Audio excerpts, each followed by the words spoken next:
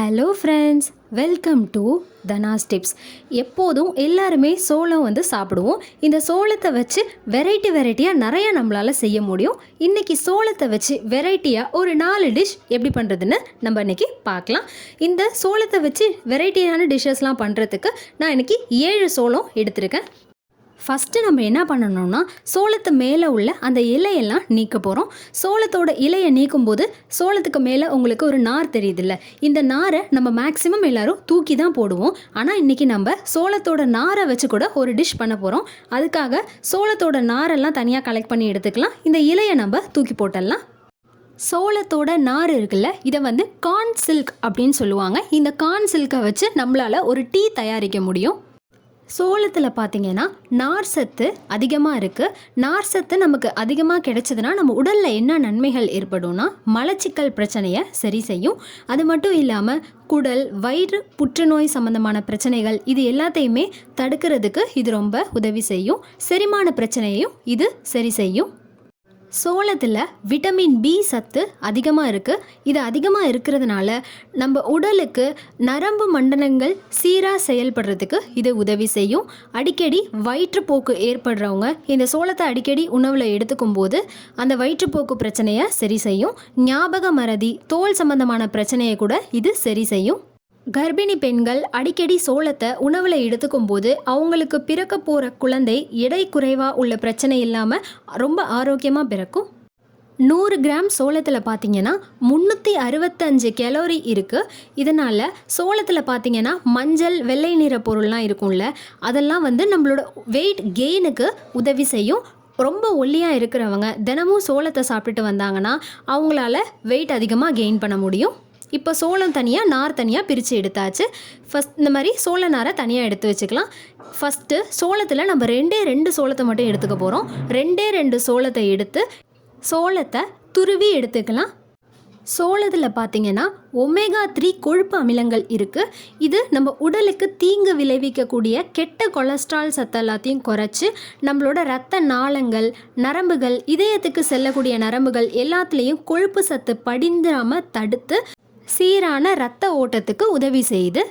சோளத்தை துருவி முடித்ததுக்கப்புறம் நம்ம துருவினது கூட கொஞ்சமாக தண்ணி சேர்த்துட்டு மிக்சியில் போட்டு அரைச்சி எடுத்துடலாம்.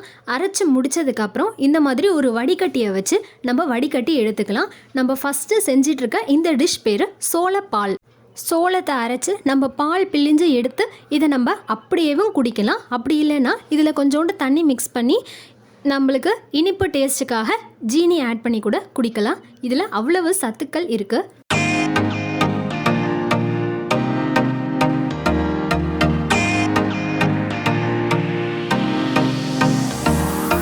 சோளத்தை வச்சு முதல் டிஷ் பண்ணி முடிச்சாச்சு. அடுத்து சோளத்தை வச்சு வேக வச்சு சாப்பிட போகிறோம்.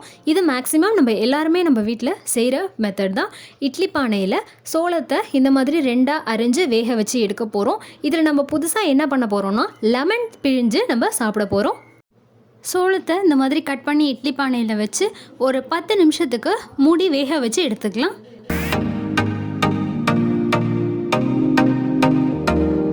சோளம் நல்லா வெந்து முடித்ததுக்கப்புறம் சோளத்து மேலே கொஞ்சமாக உப்பு தூவிக்கலாம்.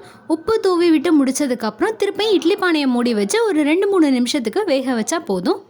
சோளத்தில் பார்த்திங்கன்னா பீட்டா கரோடின் இருக்குது. இது 40 வயசுக்கு மேலே உள்ளவங்களுக்கு கண்ணில் கண்புரை ஏற்பட்டு பார்வை குறைபாடு வரும். இதை சரி செய்கிற சக்தி இந்த சோளத்துக்கு இருக்குது.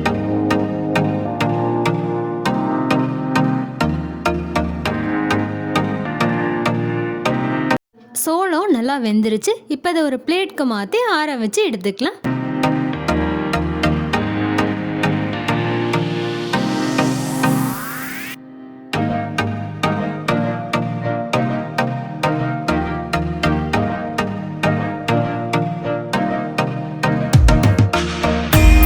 ஒரு சின்ன கப்பில் ஒரு 2 லெமனை பிழிஞ்சு எடுத்துக்கலாம். லெமனை பிழிஞ்சு முடித்ததுக்கப்புறம் நம்ம சோளத்தை வேக வச்சு எடுத்து வச்சுருந்தோம்ல, அது மேலே நம்ம லெமன் ஜூஸை ஊற்றிடலாம். இப்படி நம்ம வேக வச்சு இதில் லெமன் ஜூஸை போட்டு பெரட்டி நம்ம சாப்பிடும்போது உப்பு புளிப்பு கலந்த டேஸ்ட்டில் கொஞ்சம் டிஃப்ரெண்ட்டாக இருக்கும். அடுத்து நம்ம கார்ன் சில்கை வச்சு ஒரு டீ எப்படி பண்ணுறதுன்னு பார்க்கலாம். இப்போது ஒரு கப்பில் 2 டம்ளர் தண்ணி ஊற்றிருக்கேன். 2 டம்ளர் தண்ணி ஊற்றி முடித்ததுக்கப்புறம் அந்த தண்ணியை நல்லா கொதிக்க வச்சு எடுத்துக்கலாம். தண்ணி நல்லா கொதித்து முடித்ததுக்கப்புறம் சோளத்தோட நார் நம்ம தனியாக ஒதுக்கி வச்சுருந்தோம்ல, அந்த நார் அதில் சேர்த்துட்டு கொதிக்க வச்சு எடுத்துக்கலாம். சோளத்தோட நாரில் பார்த்திங்கன்னா அதிகப்படியான புரோட்டீன், கார்போஹைட்ரேட், மினரல், நார்ச்சத்து, விட்டமின் கே இதெல்லாம் இருக்குது. சர்க்கரை நோய் உள்ள சில பேருக்கு உடல் எடை அதிகமாக இருக்கும். அவங்களோட உடலோட எடையை குறைச்சி ரத்தத்தில் உள்ள இன்சுலின் அளவை சீராக வைக்க இந்த சோள நார் டீ வந்து ரொம்ப யூஸ்ஃபுல்லாக இருக்குது. சோள நாரை இந்த மாதிரி நம்ம கொதிக்க வைக்கும்போது அந்த நாரில் உள்ள சத்து எல்லாம் அந்த டீயில் இறங்கும். தண்ணியோட கலர் பார்த்திங்கன்னா சேஞ்ச் ஆகியிருக்கிறது உங்களுக்கு தெரியும். சுகர் பேஷண்ட்ஸ்க்கு இந்த சோள நார் வச்சு டீ பண்ணுறது ரொம்ப ரொம்ப ரொம்ப நல்லது. இந்த சோள நார் என்ன செய்யும்னா நம்ம உடம்புல உள்ள கொலஸ்ட்ராலை கல்லீரலுக்கு அனுப்பி ஜீரணிக்க வைக்கும். இந்த சோள நாரை வச்சு டீ தயாரித்து டெய்லிக்கும் குடிச்சிட்டு வந்தோன்னா சிறுநீரக கற்கள் கூட உடலை விட்டு கரைந்து வெளியேறும். நமக்கு உடலில் எங்கேயாவது காயம் ஏற்பட்டுச்சுன்னா காயத்துலேருந்து வர ரத்தப்போக்கு வந்து நிற்காமல் போயிட்டே இருக்கும். அந்த மாதிரி இருக்கும்போது சோள நாரில் விட்டமின் கே சத்து அதிகமாக இருக்குது. இந்த சத்து நம்ம உடம்புல உள்ள ரத்தத்தை உறைய செய்கிற தன்மையை கொடுக்குது. காயத்தினால ஏற்படுற வீக்கத்தையும் கொடுக்குது. மாதவிடாய் நின்ற பெண்களுக்கு எலும்பில் கால்சியம் சத்து குறைஞ்சிரும். அந்த மாதிரி குறையும் போது எலும்பில் உள்ள கால்சியத்தை தக்க வச்சுக்கொள்றதுல சோள நார் வந்து ரொம்ப உதவி செய்யுது. உயர் ரத்த அழுத்தம் பிரச்சனை இருக்கிறவங்க கூட இந்த சோள நார் தேநீரை எடுத்துக்கலாம். அப்படி எடுத்துக்கும் போது உயர் ரத்த அழுத்தம் வந்து கண்ட்ரோலுக்கு வரும். இதய பாதிப்புக்கும் இந்த சோள நார் தேநீர் வந்து நல்லது. இந்த டீயை நீங்கள் குடிக்கிறதுக்கு முன்னாடி 2 விஷயத்த மைண்டில் வச்சுக்கோங்க. கன்சீவாக இருக்கிற பொண்ணுங்க இந்த டீயை நீங்கள் குடிக்க வேண்டாம். டாக்டரோட அட்வைஸ் கேட்டுட்டு அதுக்கப்புறமா நீங்கள் குடிக்கலாம். அப்புறம் சர்க்கரை நோய், உயர் ரத்த அழுத்தம் உள்ளவங்க அதுக்கான டேப்லெட்ஸை எடுத்துக்கிட்டு அதே டயத்தில் இந்த டீ 2த்தையுமே குடிக்க வேண்டாம். இதனாலையும் நீங்கள் டாக்டர்கிட்ட அட்வைஸ் கேட்டுட்டு அதுக்கப்புறம் குடிக்கலாம். ஏன்னா இது வந்து ரத்தத்தில் உள்ள சர்க்கரையோட அளவை குறைக்கும். அதனால் நீங்கள் டேப்லெட் எடுக்கிறதுனால டாக்டர்கிட்ட அட்வைஸ் கேட்டுட்டு நீங்கள் இந்த டீயை குடிங்க. சோள நாரை தண்ணியில் சேர்த்து நம்ம 1/4 மணி நேரம் கொதிக்க விடணும். 1/4 மணி நேரத்தில் பார்த்திங்கன்னா சோள நாரோட அந்த கலர் எல்லாமே தண்ணியில் இறங்கி நல்லா கொதிச்சிருச்சு. அடுத்து ஒரு சின்ன கப்பில் வெல்லத்தை கரைச்சி எடுத்து வச்சுக்கோங்க. இப்போ இது மேலே வடிகட்டியை வச்சு நம்ம சோள நாரை போட்டு கொதிக்க வச்சுருந்தோம் இல்லையா, அந்த தேநீரை இதில் மிக்ஸ் பண்ண போகிறோம். நீங்கள் வெல்லம் போட்டும் குடிக்கலாம். அப்படி இல்லைன்னா சுகர் ஆட் பண்ணிக்கலாம். அதுவும் இல்லைன்னா நீங்கள் சும்மாவே குடிக்கலாம்.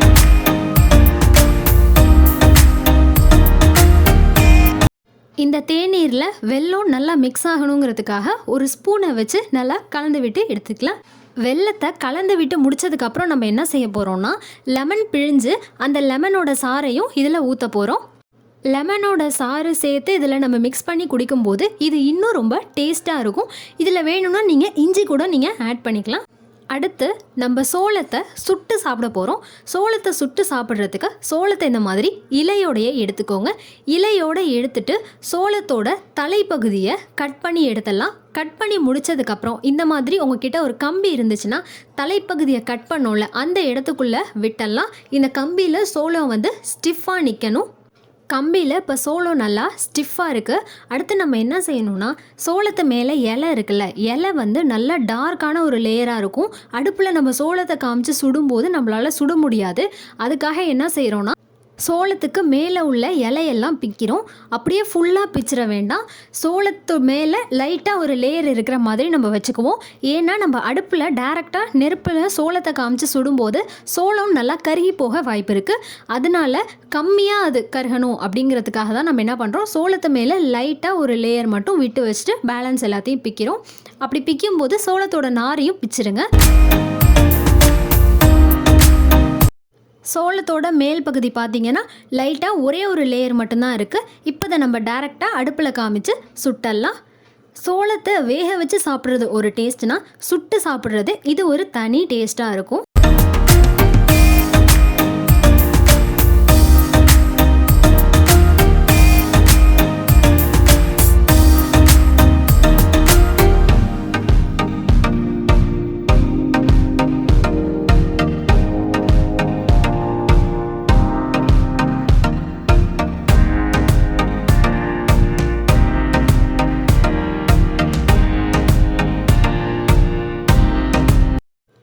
சோளத்து மேலே லைட்டாக ஒரு லேயர் வச்சு தான் நம்ம சுட ஆரம்பித்தோம். அந்த லேயர் ஃபுல்லாக எரிஞ்சு போச்சு.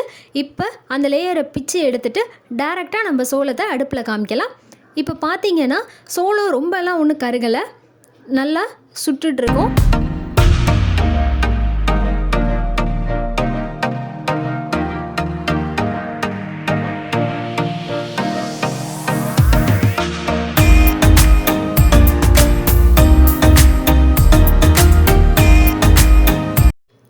மணி நேரத்தில் பார்த்தீங்கன்னா சோளத்தை இந்த மாதிரி ஃபுல்லாக சுட்டு முடிச்சாச்சு. சோளத்தை நம்ம சுட்டு வச்சோம்ல, சோளத்தை சுட்டு எடுத்துட்டு அது மேலே நம்ம என்ன பண்ணலான்னா லெமன் அந்த மாதிரி தேய்ச்சி விட்டுக்கலாம். லெமனை தேய்ச்சி விட்டுட்டு சாப்பிடும்போது இதோட டேஸ்ட் பார்த்தீங்கன்னா இன்னும் அல்டிமேட்டாக இருக்கும். நம்ம இன்னைக்கு உடலுக்கு பல சத்துக்களை தரக்கூடிய கார்ன் சில்கை வச்சு டீ தயார் செஞ்சுருக்கோம். அதுக்கப்புறம் உடலுக்கு பல நன்மைகளை அளிக்கக்கூடிய கார்ன் மில்க் செஞ்சுருக்கோம்.